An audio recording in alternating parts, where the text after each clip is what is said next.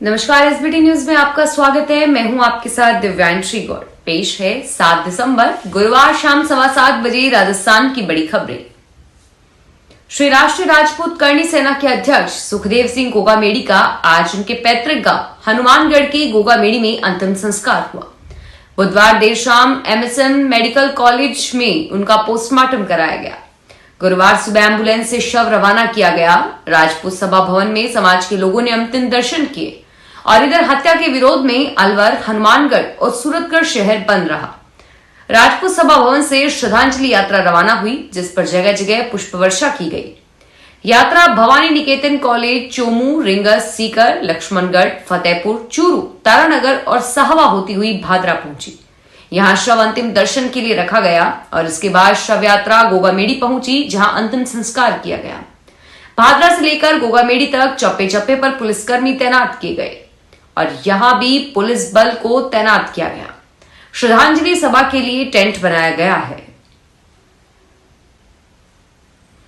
राजस्थान में मुख्य सूचना आयुक्त डीबी गुप्ता और सूचना आयुक्त शीतल धड़कन का कार्यकाल 10 दिसंबर को समाप्त हो रहा है।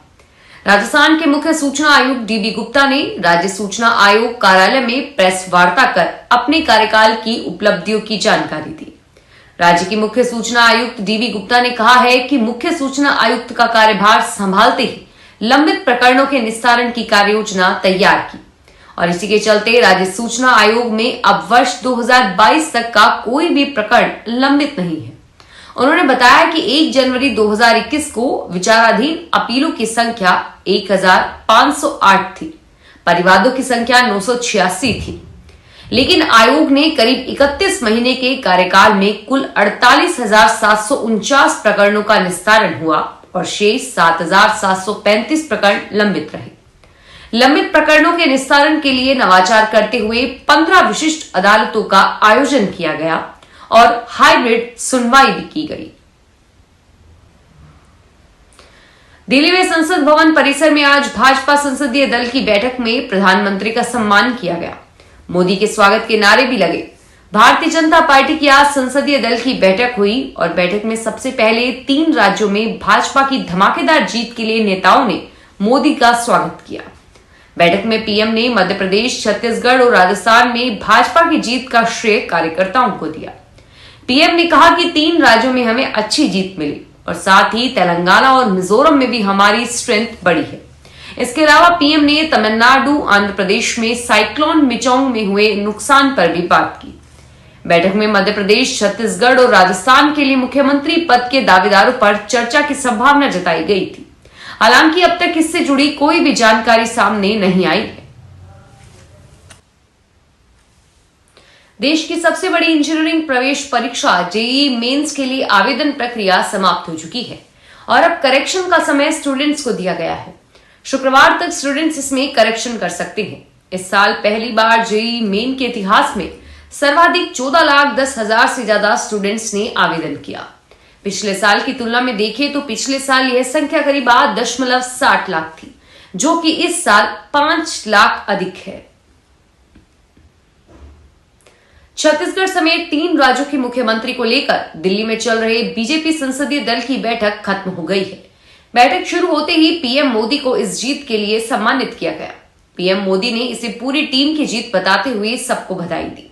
और इधर खबर है कि ओम माथुर नितिन नबीन के साथ कल बीजेपी की ओर से नियुक्त पर्यवेक्षक रायपुर आ सकते हैं। सीएम का नाम लगभग तय कर लिया गया है और रायपुर में पर्यवेक्षक विधायकों से रायशुमारी करेंगे। इसके बाद सीएम के नाम का ऐलान दिया जाएगा। और इससे पहले बुधवार को छत्तीसगढ़ में विधानसभा चुनाव जीते 2 सांसदों ने अरुणा साव और गोमती साय ने लोकसभा की सदस्यता से इस्तीफा दे दिया। इससे यह साफ हो गया है कि यह अब प्रदेश की राजनीति करेंगे। और वहीं रेणुका सिंह भी दिल्ली में है। केंद्रीय मंत्री अश्विनी वैष्णव ने आज दावा किया है कि भारत की अर्थव्यवस्था एक ऐतिहासिक मोड़ पर पहुंच गई है, जहां निर्यात बाजार में विनिर्माण क्षेत्र के लिए सेवा क्षेत्र को पीछे छोड़ दिया है और जल्द ही भारत का निर्यात $1 ट्रिलियन के स्तर को पार कर जाएगा। उन्होंने यह भी दावा किया कि भारत आज हर साल 1,80,00,000 नए रोजगार अवसर पैदा कर रहा है। उन्होंने कहा कि यहां एक संवाददाता सम्मेलन में ये जानकारियां साझा की। श्री वैष्णव ने कहा कि देश की अर्थव्यवस्था एक ऐतिहासिक मोड़ पर पहुंच गई है। देश में लंबे समय से विनिर्माण यानी कि मैन्युफैक्चरिंग क्षेत्र को बढ़ावा देने की बात कही जाती रही है, लेकिन ऐसा हो नहीं पाया था। बीते 40 से 50 साल के दौरान भारत में विनिर्माण लगातार घटता रहा और हम उसकी क्षमता का दोहन नहीं कर पाए। उन्होंने कहा कि कांग्रेस के नेता प्रधानमंत्री मोदी के मेक इन इंडिया के नारे का मजाक उड़ाते थे और आज हालात खुद उनका मजाक उड़ाने लगे हैं। उन्होंने कहा कि आज हम उस स्थिति में पहुंच गए हैं जब हमारा निर्यात 1 ट्रिलियन यानी कि 10 खरब डॉलर के करीब पहुंचने वाला है। धौलपुर जिले में हुई बरसात से आमजन का जनजीवन पूरी तरह से प्रभावित हो गया है। कड़ाके की सर्दी व सर्द हवाओं ने ठिठुरन बढ़ा दी है और उधर बरसात मावट के रूप में किसानों के लिए अमृत बनकर बरसी है। रबी की फसल में बरसात से काफी फायदा माना जा रहा है। किसानों के चेहरों पर बारिश से खुशी देखी जा रही है। बीते 1 सप्ताह से मौसम में लगातार उथल पुथल देखी जा रही है। आसमान में बादलों की लुका छुपी के साथ ही कड़ाके की सर्दी व सर्द हवाओं ने आमजन का जीवन बेहाल कर दिया है। 4 दिन पूर्व धौलपुर जिले में हुई बरसात ने पालनहार किसान को बड़ी राहत दी। किसानों के मुताबिक मावट अमृत बनकर बरसी है। किसानों के अनुसार सरसों व आलू की फसल के लिए मावट की बारिश भारी तादाद में हुई है और वही गेहूं फसल के लिए पानी की अधिक आवश्यकता होती है, इसलिए यह बरसात फसल के लिए अच्छी मानी जा रही है। रेलवे में इन दिनों आगामी मान्यता चुनावों को देखते हुए मजदूर संगठन वोट बैंक मंजूर करने के लिए कर्मचारियों की लंबित मांगों को पूरा कराने में लगे हुए हैं। AIRF एम्प्लॉइज यूनियन देश भर में विभिन्न प्रदर्शन और ट्रेड यूनियन मूवमेंट शुरू कर प्रशासन पर लंबित मांगों को पूरा करने के लिए दबाव बना रहा है। लेकिन इसी बीच NFIR के सहयोगी दल मजदूर संघ में आपसी जंग छिड़ गई है। दरअसल जोधपुर मंडल में संघ के मंडल स्तर के पदाधिकारी जुगल किशोर गौड़ को संघ के हितों के विपरीत कार्य करने के आधार पर पिछले साल संघ की जयपुर स्थित केंद्रीय समिति ने मंडल के सभी पदों के साथ संघ की प्राथमिक सदस्यता से निष्कासित कर दिया था और संघ की इस कार्रवाई को गौड़ ने कोर्ट में भी चुनौती दी है। राजस्थान के अजमेर में वन विभाग ने अवैध रूप से हाथीदांत तस्कर गिरोह के सदस्यों के खिलाफ वन अधिनियम के तहत मुकदमा दर्ज किया है। प्राप्त जानकारी के अनुसार बुधवार को वन विभाग ने अजमेर के तबीजी मार्ग से 3 तस्करों को 45 सेंटीमीटर लंबे तथा 10 किलो वजन वाले हाथीदांत के साथ गिरफ्तार किया था। हाथीदांत की कीमत 15 लाख रुपए आंकी गई है। अरुणाचल प्रदेश के मुख्यमंत्री प्रेमा खांडू गुरुवार को इंडिगो की दिल्ली फ्लाइट से जोधपुर पहुंचे।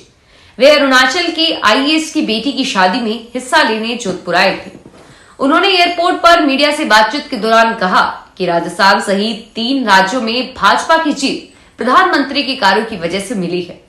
उन्होंने कहा कि तीनों बड़े राज्यों में हुई जीत से पता चल रहा है कि प्रधानमंत्री ने 9 वर्षों तक जो काम किया वह लोगों तक पहुंच रहा है।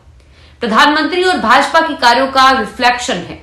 पूर्वोत्तर स्टेट में विकास को लेकर कहा कि 2014 के बाद पूर्वोत्तर में डेवलपमेंट हुआ है। राजस्थान में तापमान में उतार चढ़ाव जारी है।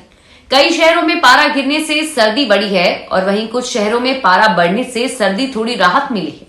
राजधानी जयपुर और चूरू में बीती रात इस सीजन का सबसे कम तापमान दर्ज हुआ और दूसरी तरफ माउंट आबू में कल तापमान माइनस में था और वह आज बढ़कर 1.5 पर आ गया है। मौसम विशेषज्ञों का कहना है कि अगले 3 से 4 दिन में उत्तरी हवाओं का प्रभाव बढ़ेगा और इससे कई शहरों में तापमान 3 डिग्री सेल्सियस तक की गिरावट हो सकती है।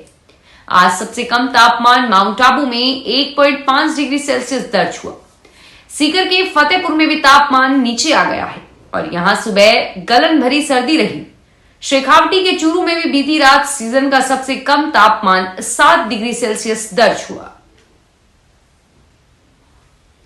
अयोध्या में 22 जनवरी को रामलला की प्राण प्रतिष्ठा की जाएगी। रामलला की पहली आरती के लिए राजस्थान से 6.5 क्विंटल यानी 650 किलो घी अयोध्या लाया गया।